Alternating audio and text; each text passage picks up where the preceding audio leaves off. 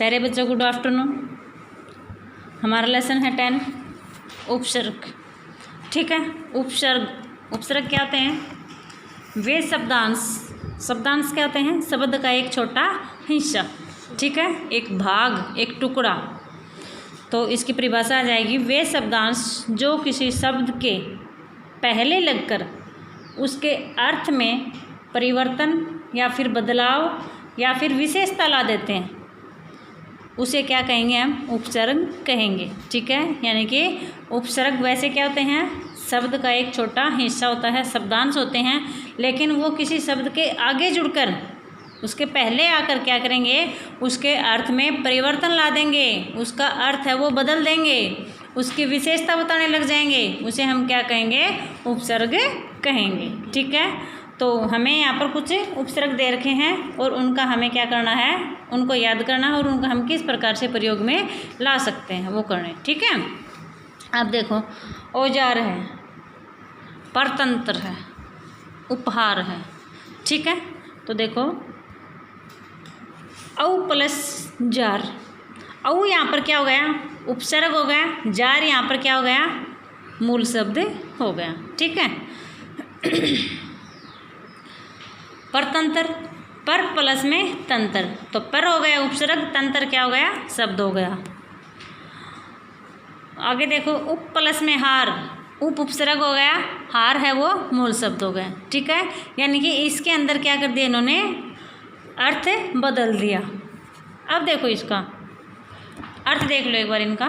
परतंत्र है, पर मतलब दूसरा, तंत्र मतलब कोई अधीन होना, यानी कि दूसरों के अधीन होना। कैसे हो जाएंगे हम दूसरों के अधीन? कोई हमें कैद कर लेगा, कोई हमें क्या करेगा? कैद कर लेगा, तो हम क्या जाएंगे? परतंत्र हो जाएंगे, दूसरे के ऊपर निर्भर हो जाएंगे। उपहार है, उप उपसर्ग लग गया। ठीक है, हार, हार क्या होता है? गले का हार होता है। वैसे तो हार कोई मतलब हारना भी होता है, लेकिन यहाँ पर उप उपसर्ग लगाने से उपहार का अर्थ क्या हो गया? तोहफा। ठीक है, तो ये क्या होते हैं? उपसर्ग होते हैं जो किसी मूल शब्द में, उस मूल शब्द के आगे लगकर उसके अर्थ में परिवर्तन कर देते हैं।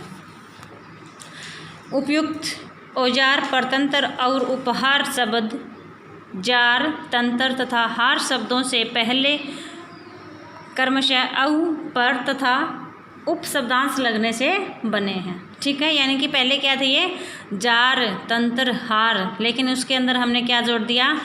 जार के अंदर तो औ उपसर्ग जोड़ दिया, तंत्र के अंदर पर जोड़ दिया, हार के अंदर क्या जोड़ दिया? उप जोड़ दिया। तो ये क्या हो गए? अलग शब्द बन गए। यहाँ जार, तंत्र तथा उपहार मूल शब्द हैं जिनके पहले औ, पर तथा उप शब्दांश लगकर नए शब्द बनाए गए हैं। और शब्दांश का अर्थ क्या होता है? शब्द का एक हिस्सा, शब्द का एक अंश, शब्द का एक छोटा टुकड़ा। आगे देखो, कुछ शब्द दे रखे हैं और उसके अंदर हम अलग अलग उपसर्ग लगाकर उनको किस प्रकार से चेंज कर सकते हैं। जैसे ज्ञान दे रखा है, ज्ञान में हम विज्ञान, वि उपसर्ग लगा के विज्ञान बना सकते हैं। ए उपसर्ग लगाकर क्या बनाएंगे? अज्ञान भी बना सकते हैं। देश में वह उपसर्ग लगाकर हमें विदेश बना सकते हैं, और पर उपसर्ग लगा के इसको हम क्या बना सकते हैं? परदेश बना सकते हैं। भिन्न में वि उपसर्ग लगाकर इसको क्या बना सकते हैं? विभिन्न बना सकते हैं। ए उपसर्ग लगा के हम क्या बना सकते हैं? इसको अभिन्न बना सकते हैं। तान में वि उपसर्ग लगा के क्या बना सकते हैं? वितान बना सकते हैं, और ए उपसर्ग लगा के क्या बना सकते हैं? अतान। योग में क्या बनाएंगे हम? वि उपसर्ग लगाकर हम क्या बनाएंगे? इसको वियोग। और कौन सा उपसर्ग लगा सकते हैं हम इसके अंदर?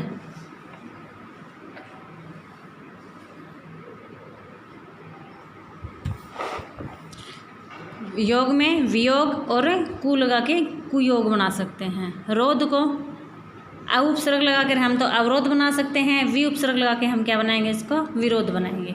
यही हमें दे रखे हैं, वि उपसर्ग लगाकर शब्दांश बना रखे हैं। ठीक है, मैंने आपको दो बता दिए हैं, बुक में एक दे रखे हैं, सिर्फ वि उपसर्ग लगाकर ही दे।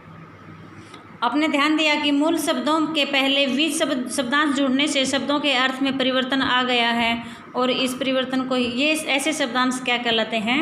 उपसर्ग कहलाते हैं। यानी कि जो किसी शब्द के अर्थ में परिवर्तन ला देते हैं उसे क्या कहेंगे? हमें उपसर्ग कहेंगे। उपसर्ग के प्रयोग से शब्द के अर्थ में परिवर्तन आ जाता है। जैसे सत्य का अर्थ होता है सच, और इसके अंदर हम ए उपसर्ग लगा देंगे तो क्या जाएगा, असत्य हो जाएगा। ठीक है, तो सत्य का विलोम क्या हो जाएगा, असत्य हो जाएगा, झूठ। ठीक है, इसकी परिभाषा दे रखी उपसर्ग की, वे शब्दांश जो किसी शब्द के पहले जुड़कर उसके अर्थ में परिवर्तन या फिर विशेषता लाते हैं उसे क्या कहते हैं, उपसर्ग कहते हैं। हिंदी में 4 प्रकार के उपसर्गों का प्रयोग होता है भाई। हिंदी में कौन से 4 प्रकार के उपसर्गों का प्रयोग होता है। एक तो जो संस्कृत भाषा के जो उपसर्ग होते हैं वो हिंदी में आ सकते हैं, आते हैं। ठीक है, एक हिंदी के उपसर्ग हैं वो तो हिंदी में आने ही हैं। उर्दू भाषा के उपसर्ग हैं वो भी हिंदी में आते हैं। और उपसर्ग की तरह प्रयुक्त होने वाले संस्कृत के अव्यय क्या होता है, जो नष्ट नहीं होते हैं। ठीक है, जिनके ऊपर लिंग वचन कारक क्रिया किसी का भी कोई फर्क नहीं पड़ता, वो वैसे के वैसे रहते हैं, वो क्या कहलाते हैं, अव्यय कहलाते हैं। तो अव्यय भी क्या होते हैं, उपसर्ग होते हैं। तो संस्कृत के उपसर्ग दे रखे हमें, यहाँ पर तो उपसर्ग दे रखा है, उसके बाद में उस उपसर्ग का अर्थ दे रखा है। ठीक है, और उसके बाद में हमें किस शब्द के आगे लगकर ये उपसर्ग उसका अर्थ परिवर्तित कर रहा है वो दे रखा है। तो उपसर्ग है अधि। अधि होता है ऊपर या फिर श्रेष्ठ। ठीक है, महान होता है वो। अधिपति, अधिकार, अधिकरण। ठीक है, पति में उपसर्ग लग गया अधि, क्या बन गया, अधिपति। कार में उपसर्ग लग गया अधि, अधिकार। और करण में उपसर्ग लग गया अधि, अधिकरण। औ होता है नीचे, हीन, बुरा। अवगुण, अवनति, अवरोह है। अवगुण, अवनति, अवरोह है। अव प्लस गुण यानी गुण के अंदर अव उपसर्ग लग गया, अवगुण बन गया। अवनति में अव, अवरोह है, रोह में अव उपसर्ग लग गया। ठीक है, आगे देखो अभी। अभी होता है सामने, वो अभी दूसरा होता है, ये है अभी। सामने, पास, चारों ओर। अभिनव, अभिशाप, अभियोग। उत होता है श्रेष्ठ, ऊंचा। उत्साह है उत्थान, उत्कर्ष। दुर, बुरा, कठिन। दुर्गम, दुर्लभ, दुर्बल। ठीक है, दुष होता है बुरा। दुस्साहस, दुष्परिणाम, दुष्क्रम। ने, अच्छी तरह, निवारण, निबंध, निवेदन। निषेध रहित, निर्बल, निर्धन, निर्गुण।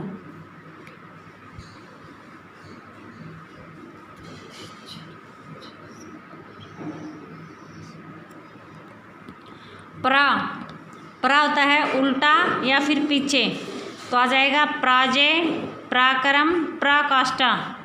ठीक है, तो आज आपको यहाँ 10 तक ही करने हैं बेटा। ठीक है, कितने तक करोगे, 10 करोगे। तो शुरुआत में क्या लिखोगे, उपसर्ग किसे कहते हैं, तो उपसर्ग की परिभाषा लिखनी है आपको। वे शब्दांश जो किसी शब्द के पहले जुड़कर उसके अर्थ में परिवर्तन या फिर बदलाव या फिर विशेषता लाते हैं उसे क्या कहते हैं, उपसर्ग कहते हैं। उसके बाद में लिखोगे हिंदी में 4 प्रकार के उपसर्गों का प्रयोग होता है।